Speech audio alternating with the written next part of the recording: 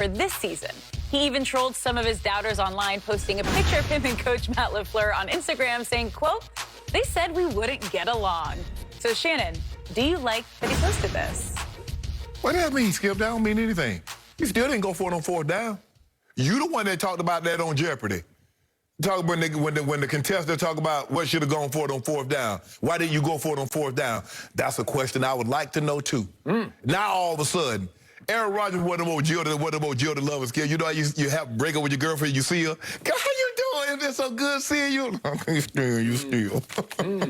So you're saying he still can't stand his head coach? No, I don't think the problem was ever with his head coach. Sure, he would have liked to go. I want to see him hug Mark Murphy. I want to see him hug Brian Gutekunst. That's who I need to see him hug. Hug them.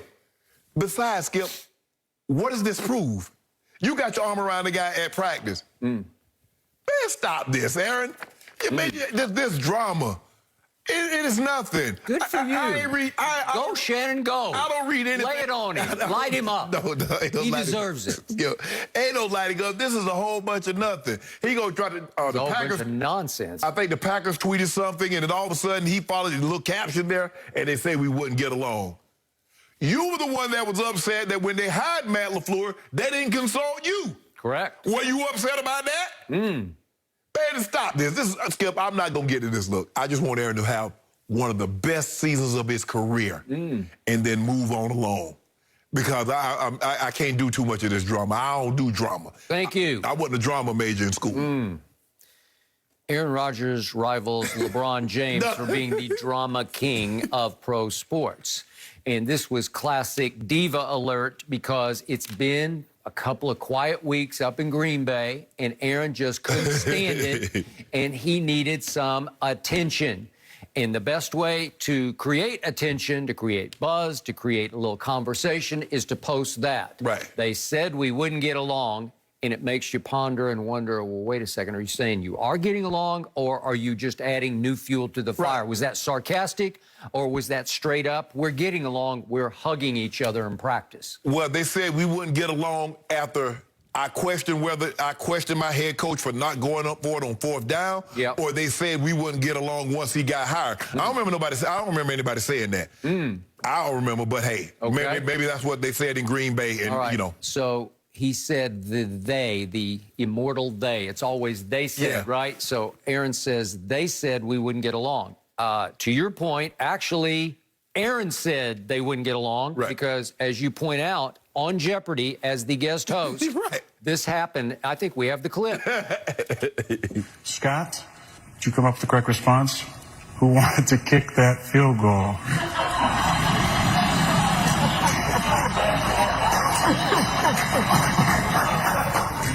That is a great question. Should be correct, but unfortunately for this game today, that's incorrect, and you're going to lose 0.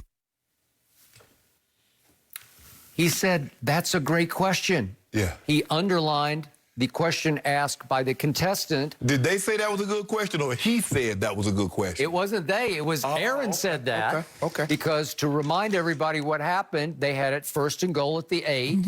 We had 3 straight ugly incompletions by Aaron Rodgers. I'll give you that. And the young head coach, we can see these right now. Oh, we've got, still got our man spotlighted, Devin White. That was a third down. Third down one, yeah. This was first down. Ooh. Where was that, Aaron? That was Lazard, supposed to be looking for the ball. This is the one where you said, oh, there we go. No, that wasn't. It's now we're to third down. We're to third down. The Devin White play, he should have run through, Yep, and he forced it across his body to a double-covered Devontae at the goal line that had no chance, and his young head coach said, I've seen enough. We take the field goal with about 2 minutes left to cut it to only 31-26. Tom Brady subsequently takes the kickoff and makes a couple of first downs. Game over. Skip, Super Bowl here. Since we do it social media, do you know how many people I've seen? Oh, this is the love of my life. Oh, I can't live without this person. 1 week and the next week they've erased every picture they had of that person for the last month. Okay. So what am I supposed to do with this, Aaron? What did that even mean? Okay. Well, so he's saying that's a great question because it was the coach who decided that.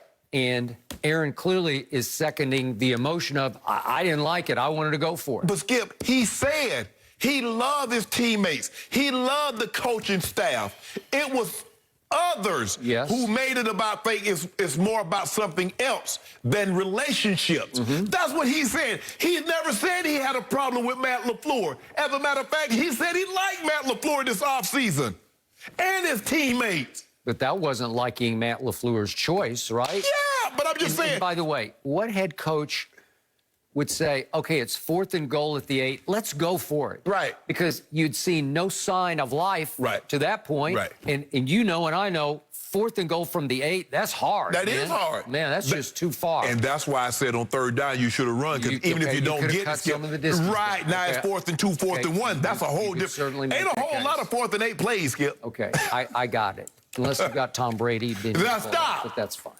The point is that now we go to the top, and to your point, it was Mark Murphy, the sort of CEO of the Packers, who was quoted, I believe, Bleacher Report said that he called Aaron to tell him, I have hired Matt LaFleur. Right. You had nothing to do with this. I'm announcing to you, this is your next head coach. Right.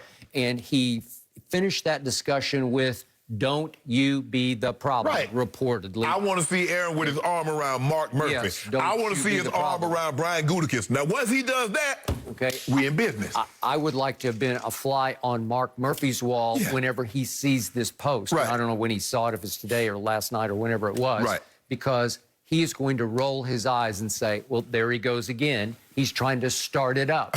You know, we just got through all of our off-season drama. Right. Why would you re-suggest it? Like, Right. why would you plant new seeds of, well, are they? Are you being sarcastic? Right. Or because you're the one who took the shot at him on Jeopardy, right? Yeah, you know what they said. You said that. You had a problem with not going for it on 4th down. And obviously, he has gone back and forth and been pretty scathing publicly about Brian Gutekunst. Right. He just doesn't respect him, Right. doesn't trust him, doesn't like him. But Gutekunst extended a little bit of an olive branch. He went and got Randall Cobb back for him. Right. Didn't he want that? Yes. Okay, then over the cuts, there was one kid that Aaron had talked glowingly about who got cut. But still, he got him Randall Cobb. Right. So you, They probably bring the kid back on practice squad. okay, well, okay, you got it. But yesterday, Gutekunst talked publicly about how he's trying to make it better with Aaron, and here's what he said.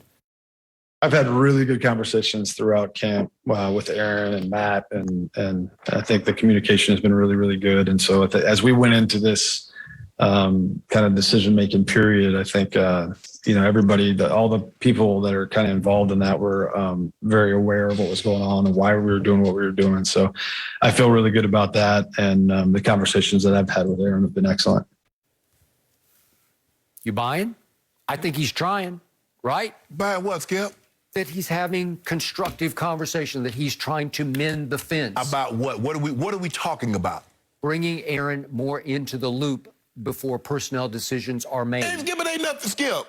I mean, for the most part, you know within probably 3 guys who's going to make this roster. Now, every year, Skip, you get an undrafted free agent, you get somebody in the lower rounds that plays better. Like, I thought the kid had a little talent, but I didn't think he could play like this. Okay. But Aaron's talking about in the offseason, when you bring these free agents, or you letting the Charles Woodsons, or you letting the Clay Matthews Juniors go, or you letting these the Jeff Janices, you letting those guys, the Alex Van Pelt that you fire and you don't. That's what he's talking about. He ain't talking about no from Saginaw Valley. He ain't talking about that. Okay, even the moves you just talked about, are they franchise-threatening moves? Are they end-of-the-world moves? No. Alex Van Pelt, I love him, but is he going to change Aaron's life? But Aaron was kicking and screaming because he said he had a great relationship with him. Well, Aaron would like to run the whole show.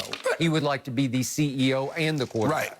And Mark Murphy and Gutekunst is saying, bro, this ain't no sentiment. This ain't no class reunion, family reunion. We get all the old guys together and talk about, hey, man, no, I'm trying to win football games. I don't think the guys that we let go or we didn't resign could help us more than the guys that we brought in. Yep. As simple as that.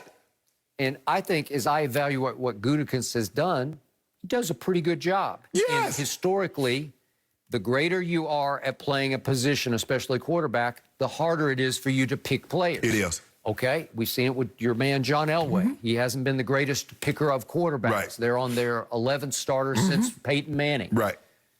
Okay? Right. So Aaron's got it pretty great because last year, Pro Football Focus said Devontae Adams was the best receiver in pro football. Well, they picked him. You know, they did that. Top 100 said he's the best receiver in football. Okay, there you go. And then last year, Pro Football Focus graded the pass blocking of Green Bay's line #2 in the league. Number 2? Right. Really? Right. Okay, well, Aaron was runaway MVP, Right. deserved every inch of it. Okay, well, did he get protected? Yeah, they're saying he really got protected. Yeah, he got protected. I mean, Bakhtiari injury was unfortunate because obviously now you lose your.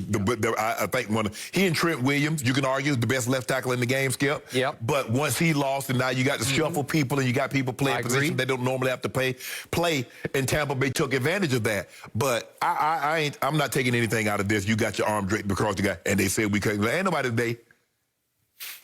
Ain't nobody studying that, Aaron. Just go play football. He cannot stand not getting attention. How about this? He has attention deficit disorder in a very different way. He needs the attention. Let me break some news to Aaron. Yeah. Let me tell you what happens if you don't play well in the Packers. Let me tell you what they are going to say if you don't play well and the Packers don't go far in the playoffs.